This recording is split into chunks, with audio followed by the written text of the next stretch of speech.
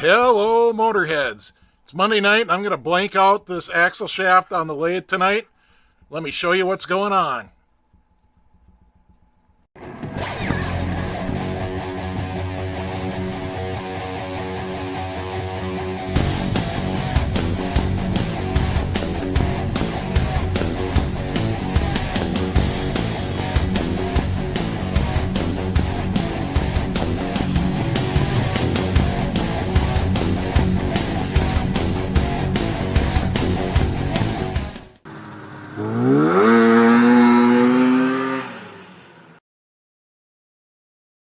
Well, first order of business, my helper Farley's here. Hi, Farley. All right, so here's what we got going on the lathe. This is a Chevy Dana 60 long side, and she's pretty long. As you can see, it's stretching the capacity of my lathe a little bit. Right now, I'm just getting ready to dial it in. I'm running the indicator on the old seal surface, and actually I'm going to be cutting it off right there at the old seal surface. And you can see I've got the steady rest up on the lathe. I know from past experience that I'm going to need the steady rest to kind of help support it and keep the chatter down. Hopefully there's no bow in the shaft, because if there is, then I can't really run the steady rest too well. So I don't know, I'll get started and I'll bring you along for the ride. Okay, Motorhead, so here we are at the lathe, and we're going to dial this in, and you can see she's crazy far out right now. So I'm just going to work with it a little bit.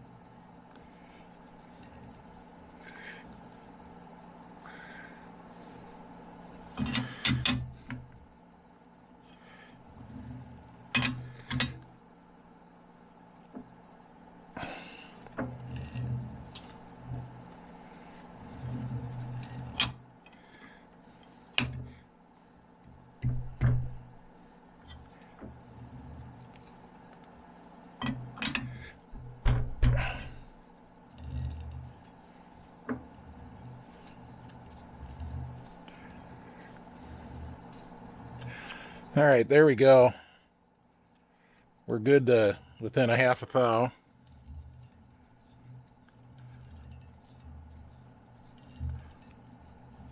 And everything is super tight, so I can work with that.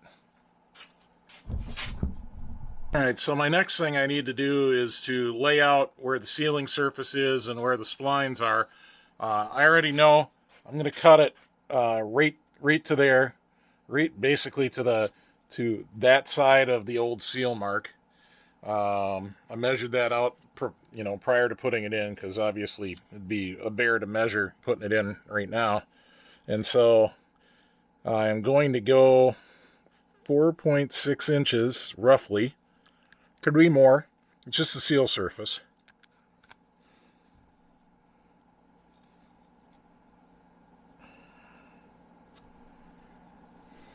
And then 3.6.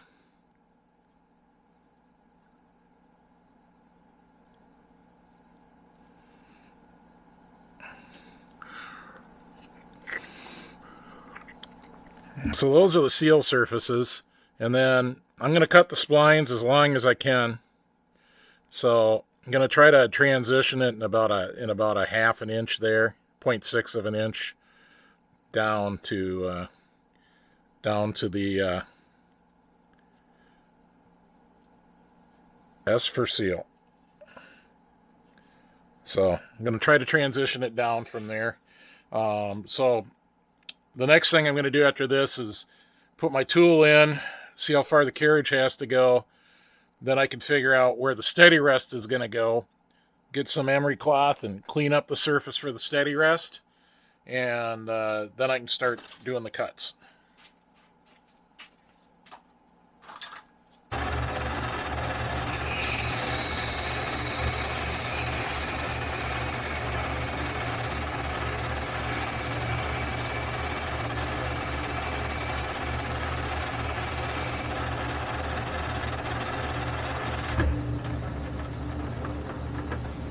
I don't know if you can tell that on camera, but steady rest is just not going to fly. That shaft has got a bend in it. A lot of times they do. So, just show you quick with the indicator. I mean, it was really obvious to me while I was trying to polish it that that's just crusty.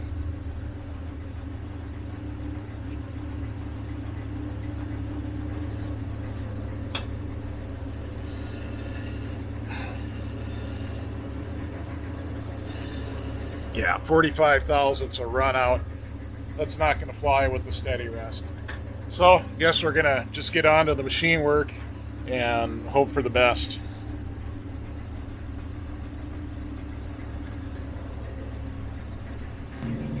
Alright, the first thing I'm going to do here is groove into this, and I do it for a couple of reasons. One, it gives me a nice stop point so I know where to quit machining. You see a lot of guys do that for like threading. They'll do that at the end of the threads, especially if they're threading to a shoulder.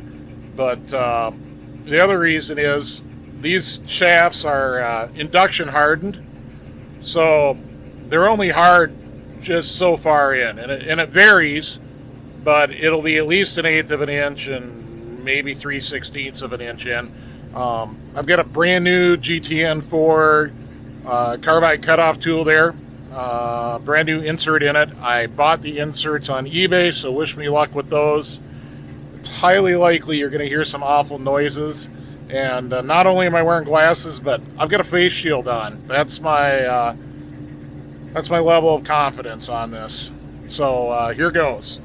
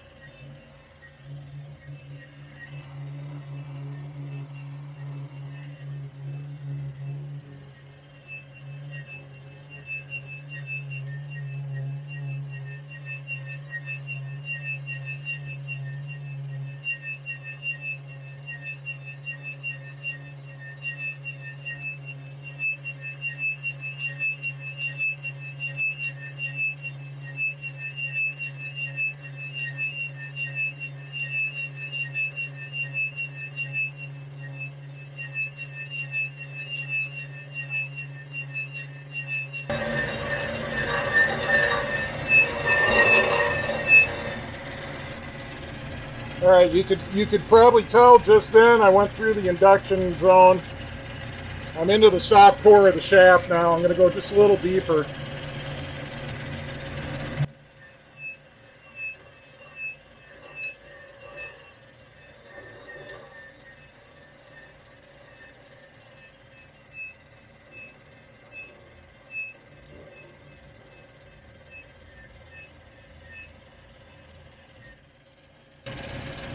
And there, the tool pressure just fell away. So I'm going to give it just a tiny bit more because I do want to cut it off on the bandsaw. And there's plenty left to support this as we do our machining.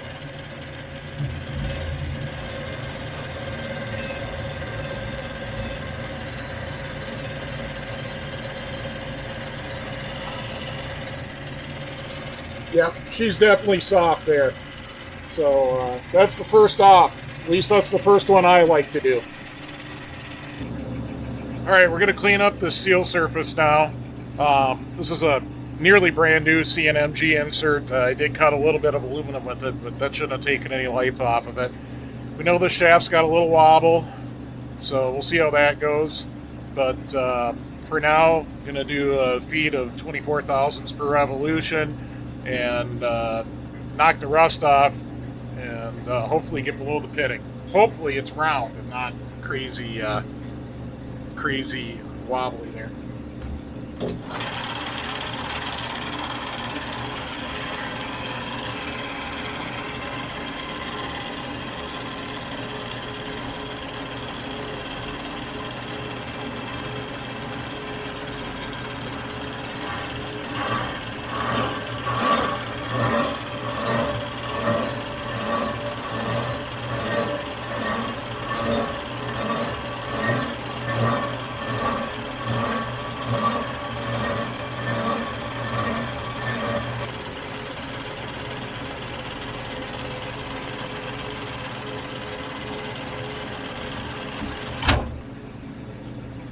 Okay, ran right off the edge into the old seal surface. So let's get out a mic quick and get an idea on what this is going to clean up at. See, there is a little bit of pitting in there. It's not that bad when I wipe the rust off.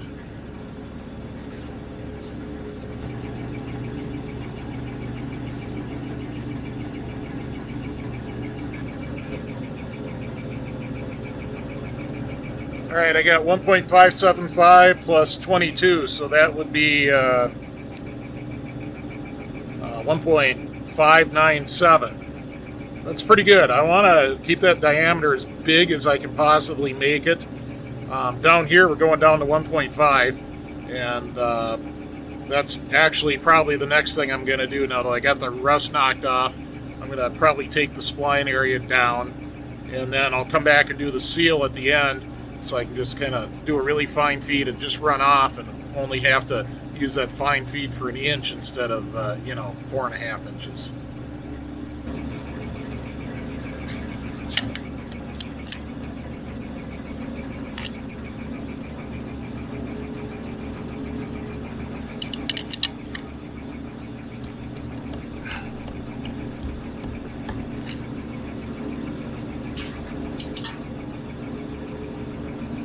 Okay, you can see I changed the angle of my tool post there.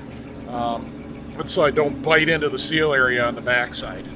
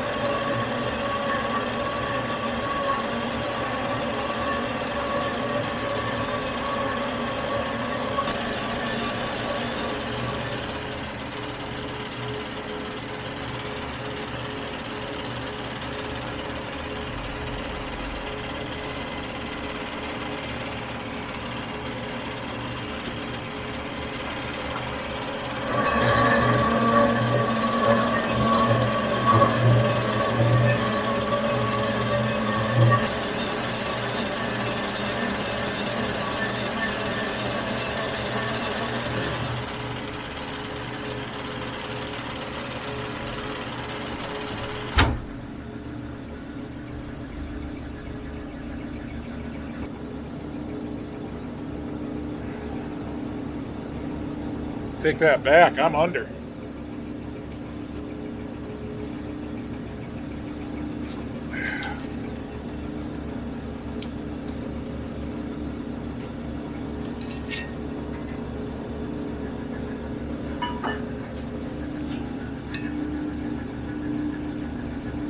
Look at that, I'm 15 thou under. Well, 10 thou under. We're going to stop there. It'll be fine. The tips of the teeth don't carry any load, so they'll just look a little wider at the top.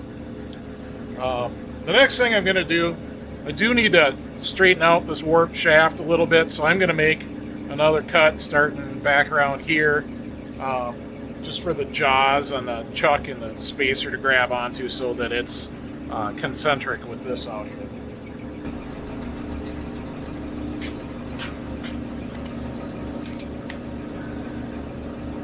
Yep. That'll do.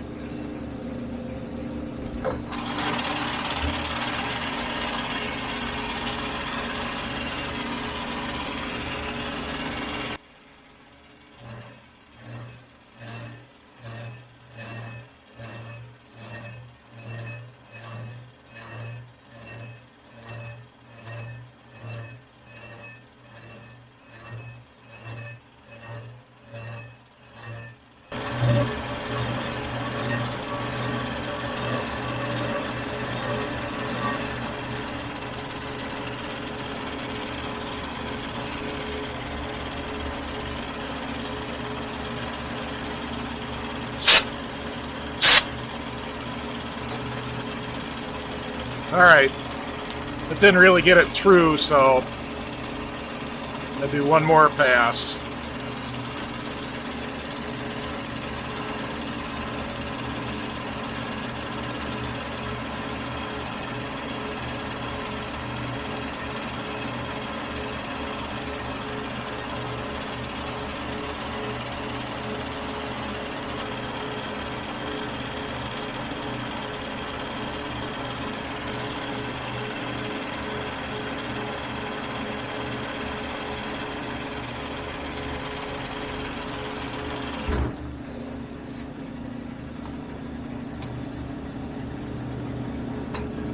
Alright, that got her true. The jaws are 3 inches deep, and I'm going to say the first 2 inches are solid true. And I'll just mark this and center this up between the jaws and not touch on it. She'll be good.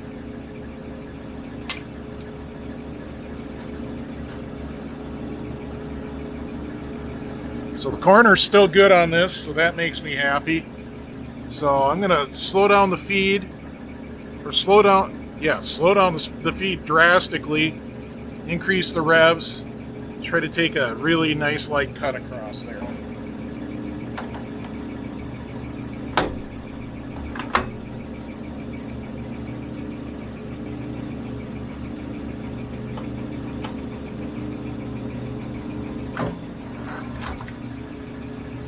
Alright, 745 RPMs, 3 thousandths per rev.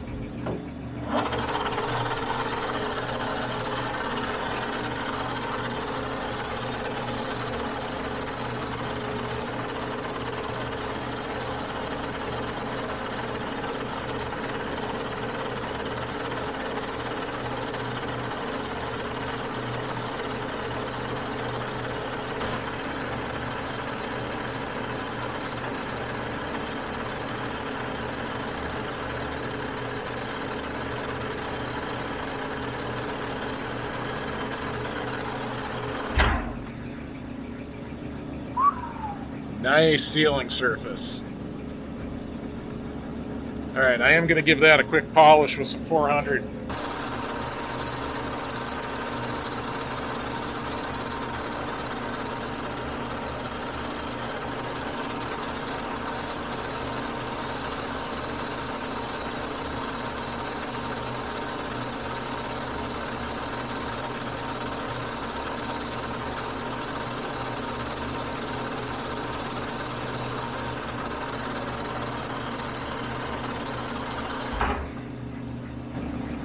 As long as we're polishing, might as well follow it up with a Scotch-Brite.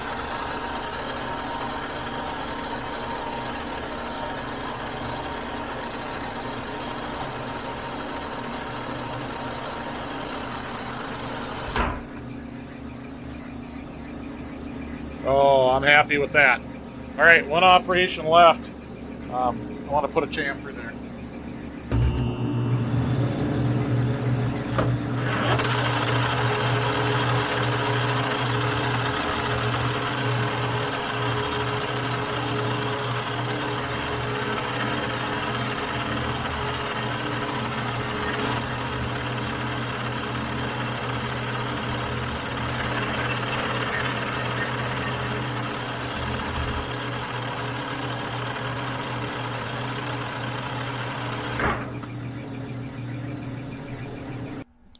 Right, folks, I believe I mentioned this earlier, but the grooving op I did had a few purposes.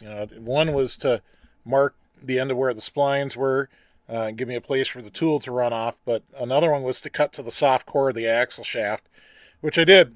I've done this before. I used to cut these off on my old 4x6, so hopefully this thing handles it just as easily as a 4x6 does.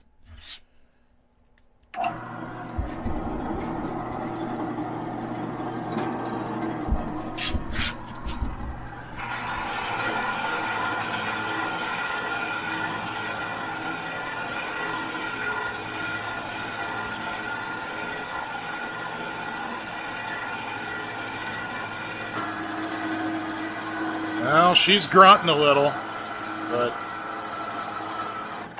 we're through.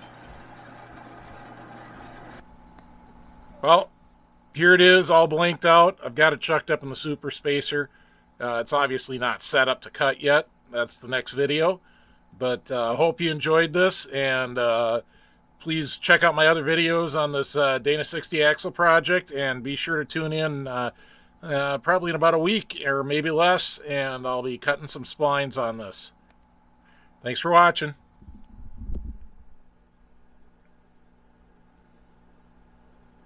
What, Farley?